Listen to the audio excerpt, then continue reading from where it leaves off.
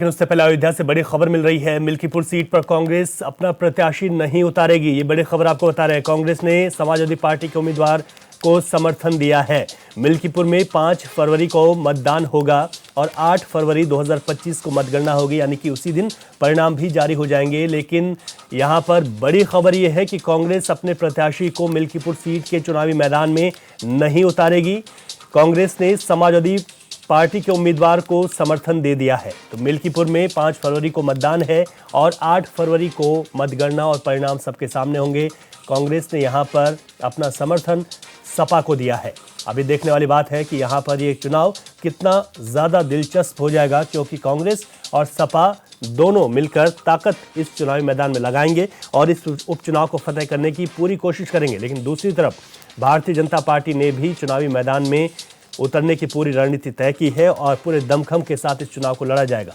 तो मिल्कीपुर सीट पर चुनाव का ऐलान हो चुका है और ऐसे में कांग्रेस ने भी साफ कर दिया कि वो इस वक्त चुनावी मैदान में नहीं उतारेगी अपने प्रत्याशी को और समाजवादी पार्टी को अपना समर्थन देगी।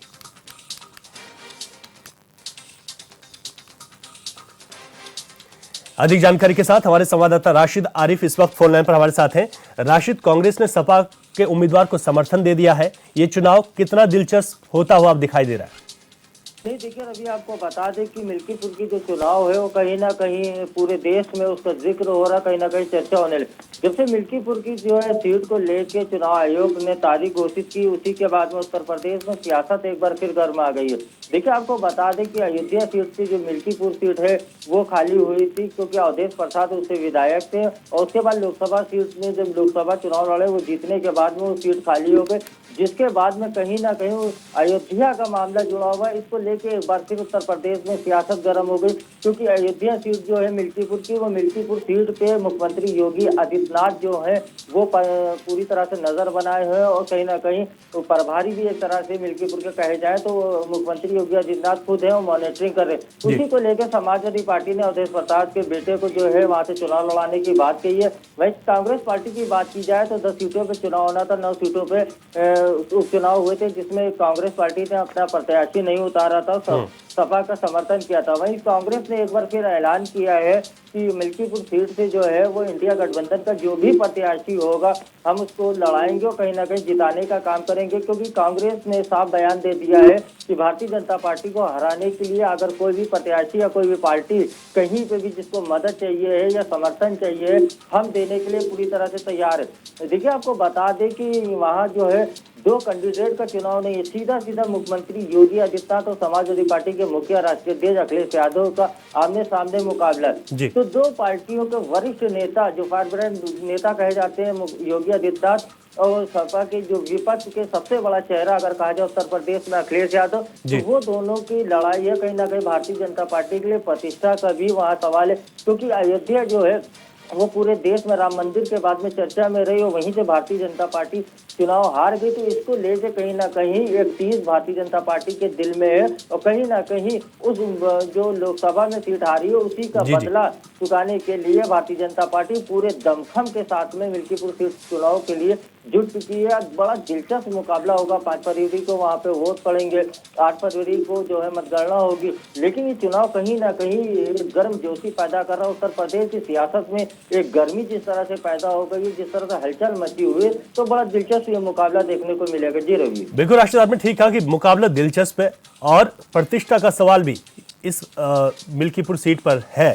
लेकिन अगर कांग्रेस ने जिस तरीके से समर्थन की बात की है कि इंडिया गठबंधन का जो भी प्रत्याशी होगा, यानी कि सपा को जो समर्थन है, इससे कितना फायदा आप देखते हैं समाजवादी पार्टी को? नहीं, देखिए, आपको बता दें पिछली बार कांग्रेस पार्टी जो है मिल्कीपुर से चुनाव लड़ी थी तो उनके प्रत्याशी को वहां से 3000 वोट मिले थे। अच्छा। लेकिन अगर बात की जाए कि इस बार जो है इंडिया गठबंधन को जो बात कही है कांग्रेस के द्वारा समर्थन करने की, तो कुछ ना कुछ देखिए 3000 वोट है तो मान लीजिए कि 3 से 4000 वोट जो है वो कांग्रेस के खाते से वो समाजवादी पार्टी में ट्रांसफर हो सकता है। बहुत ज्यादा देखिए फर्क नहीं पड़ने वाला है, क्योंकि मिल्कीपुर सीट की अगर बात की जाए तो मिल्कीपुर सीट पे सबसे ज्यादा अगर कोई मतदाता है तो वो पासी हैं, 1 लाख कम से कम वहाँ पे पासी हैं। अगर बात की जाए तो ब्राह्मण वहाँ पे जो है 60,000 है। अगर बात की जाए यादव जो है वो 55,000 है। अगर बात की जाए मुस्लिमों की तो 30,000 मुस्लिम है, और तमाम छोटी छोटी जो बिरादरी के लोग हैं वो मिला के वो भी 60,000 बनते हैं। तो कहीं ना कहीं देखिए कॉम्बिनेशन जो है इस बार बड़ा तगड़ा है, क्योंकि भारतीय जनता पार्टी के जो रुदौली के विधायक है और मिल्कीपुर से विधायक भी रह चुके, कहीं ना कहीं इस बार वो भी जो है साथ में उनको जिम्मेदारी दी गई है। जी तो जी जी, देखिए ये नहीं कहा जा सकता कि कौन कितना वहाँ पे मजबूत है, लेकिन बड़ा दिलचस्प मुकाबला वहाँ पे देखने को मिलेगा। जी रवि। बिल्कुल, बहुत शुक्रिया राशिद विस्तार से जानकारी के लिए आपका। चले आगे बढ़ते हैं। मुरादाबाद से बड़ी खबर मिल रही है। कोहरे के चलते आपस में भिड़ी हैं कई गाड़ियां। ये बड़ी खबर आपको बता रहे हैं। पुलिस की पीआरबी गाड़ी भी इस कोहरे में भिड़ने से क्षतिग्रस्त हुई है।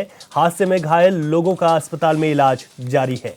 मुरादाबाद बाईपास के 0 पॉइंट पर यह घटना हुई। तस्वीरें आपकी टीवी स्क्रीन पर है, जहां पर कोहरे के चलते कई गाड़ियां आपस में भिड़ गई और इन गाड़ियों में पुलिस की पीआरबी गाड़ी भी क्षतिग्रस्त हुई है।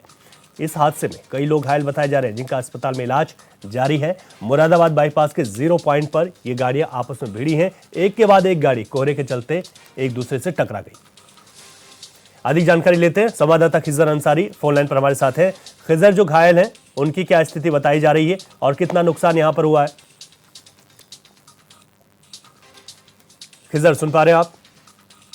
जी रवि, बिल्कुल। मैं आपको बता दूं, ये जो पूरा मामला है वो मुरादाबाद के थाना कटघर क्षेत्र के 0 पॉइंट नेशनल हाईवे का है। आपको बता दें, कोहरे के कारण जो पीछे से एक अर्टिगा कार जो है वो आ रही थी, जो कि एक तिराहे पर जो तिराया है वहां पर आकर उसकी जो पुलिस की 100 डायल नंबर की गाड़ी होती है उसके अंदर पीछे से आकर घुस गई, और एक जो आगे और वैन चल रही थी ओबी वैन, उसमें तीनों चीज आपस में टक्कर हो गई, जिसमें कई लोग जो है वो गंभीर रूप से घायल हो गए। मौके पर पहुंची पुलिस ने सबको अपने मतलब कब्जे में लेकर जो भी घायल थे उनको इलाज में कराया। फिलहाल जो लगभग इसमें 3 पुलिसकर्मी और 4 लोग जो ओबी वैन के अंदर बैठे थे वो सभी लोग गंभीर रूप से घायल है। उनका इलाज जो है वो जिला अस्पताल में चल रहा है। फिलहाल ये जो पूरा मामला है वो कोहरे के कारण ये बड़ा हादसा हुआ है। सुबह का वक्त था, 7:30 बजे ये पूरा हादसा हुआ है। जी खिजर, अगर मुरादाबाद में बात की जाए तो कोहरे की मौजूदा स्थिति क्या बनी हुई है और मौसम विभाग के पूर्वानुमान के मुताबिक आने वाले दिनों में इस कोहरे से निजात मिलेगी या दिक्कतें और बढ़ सकती हैं?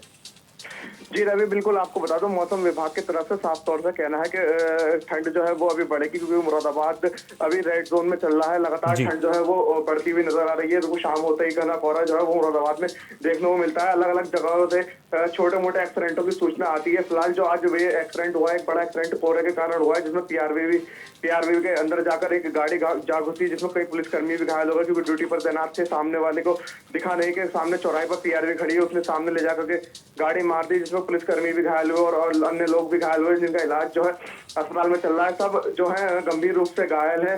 कोहरे की वजह से ये बड़ा हादसा हुआ है। यानी कि कोहरे से परेशानी आने वाले दिनों में भी कम नहीं होगी। ऐसे में लोगों को विशेष एहतियात के साथ ही गाड़ियों को चलाना होगा। बहुत शुक्रिया खिजर आपका तमाम जानकारी के लिए।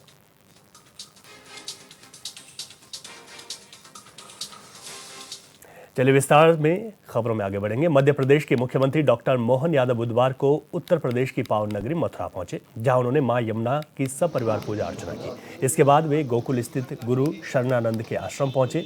आश्रम पहुंचकर गुरु शरणानंद जी का आशीर्वाद लिया। इस दौरान उन्होंने कहा कि भगवान श्री कृष्ण की जन्मस्थली और हमारे आचार्य महामंडलेश्वर बड़ा उदासीन गुरु शरणानंद जी के आश्रम में आने का मुझे सौभाग्य मिला है।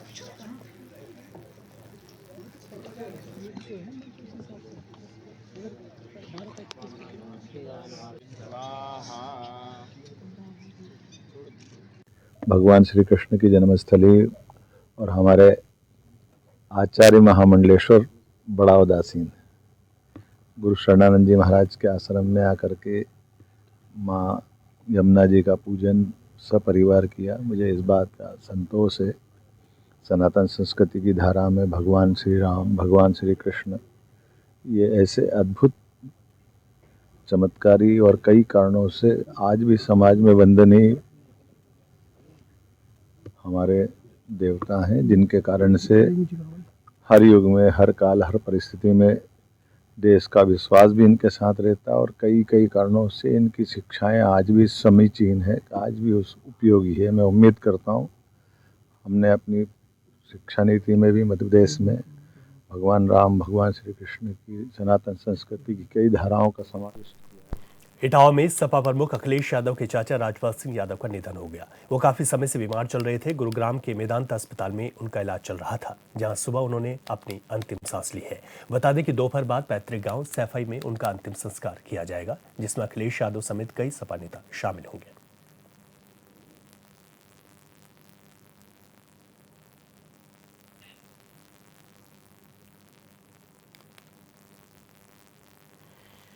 खबर बलिया से है, जहां जिला प्रशासन अतिक्रमण के नाम पर हजारों गरीब और पटरी दुकानदारों पर ताबड़तोड़ बुलडोजर चलाकर कार्रवाई कर रहा है। पटरी दुकानदार का कहना है कि यहां से गरीबों को हटाकर अमीरों को बसाया जा रहा है। दुकानदारों का कहना है कि उन्होंने प्रधानमंत्री स्वनिधि योजना के तहत बैंक से 80,000 रुपए का लोन लिया था। ऐसे में अगर उन्हें यहां से हटाया जाएगा तो वो कैसे अपना पालन पोषण कर पाएंगे। इस मामले पर ईओ नगरपालिका का कहना है कि डीएम के निर्देश पर अतिक्रमण हटाने का अभियान चल रहा है। दुकानदार अवैध तरीके से ओवरब्रिज के नीचे दुकान चला रहे हैं। इन्हें हटाकर मंडी में जगह आवंटित की जाएगी।